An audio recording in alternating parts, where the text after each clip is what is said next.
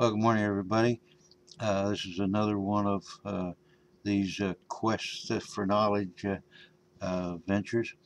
I have been in touch, or he was nice enough to respond to a question I had. I haven't actually talked to the gentleman.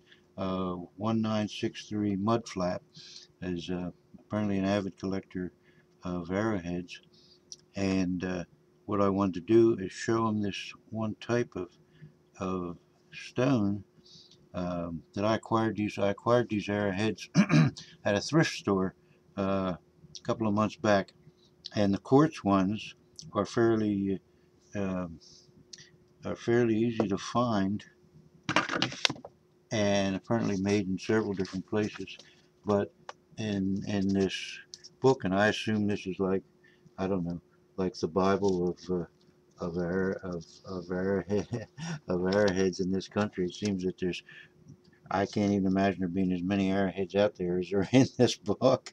But anyway, so he gave me a couple of hints, and they turned out to be very well. The Adena and the Pickwick um, uh, varieties, but I still am totally at a loss to figure out what the mineral is or what the rock is that these other arrowheads were made of. The quartz are are fairly obvious because it's only, nothing looks like quartz. So what I'm going to do is try to show some particular ones, and I'll send this to this gentleman, and I'll put it up generally in case somebody else can help me, and we'll see what we have here. Now here's the ones I have a lot more, but this is going to give you a general idea. Now here's the quartz ones, and they're easily identifiable, but not by me as far as the style. Maybe this style might might come from the same place as the ones we're going to look at in a minute. But this is just a sample, and these seem to be all all in one piece. There don't seem to be parts missing.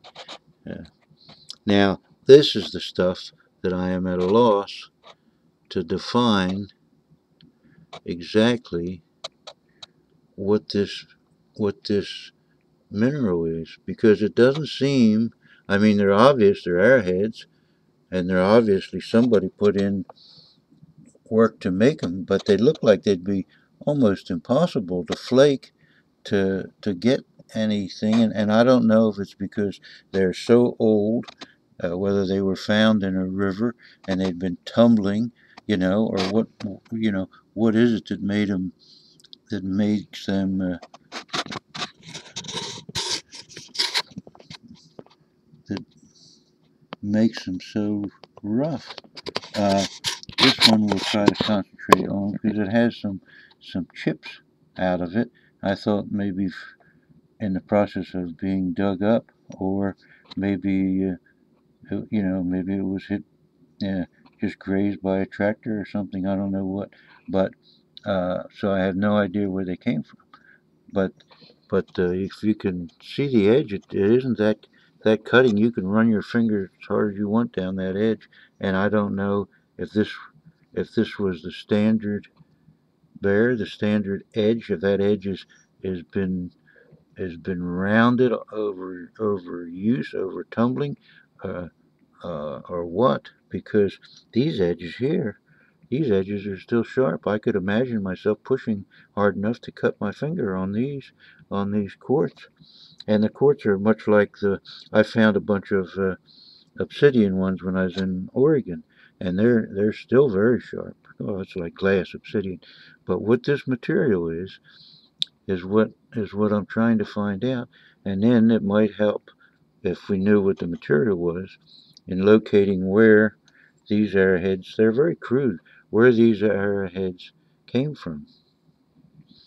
But as I said, they are a very, they are very crude arrowhead.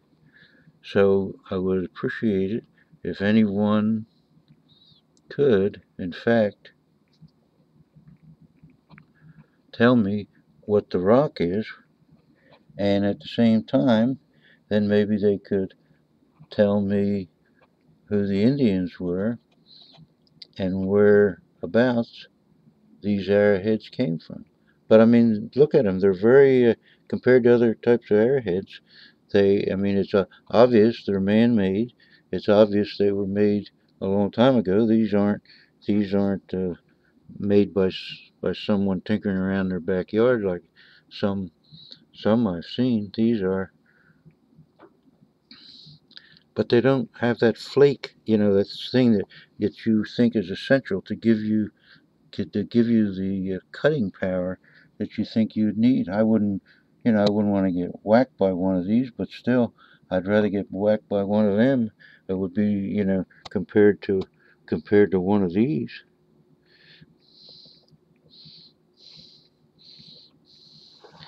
Now, I don't know if this will help, but here's a ruler we can use to show these.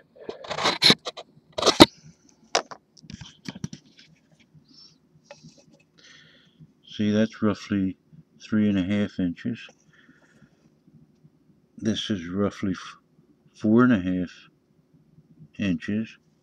And then the majority of these are between 2.5 and 3 inches.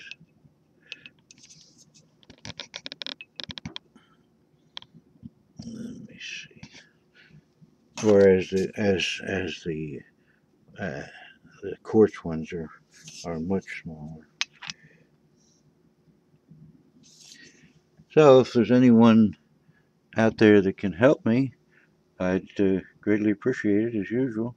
And um, I thank this gentleman, 1963 Mudflap, for his efforts, and I hope that if he can't, maybe he can send this to someone that can help me, and we'll solve the arrowheads, and then we can get back to whatever that fossil is.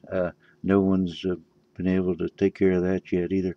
But thanks a lot for your time, and we'll come up with a silver contest probably in a couple days.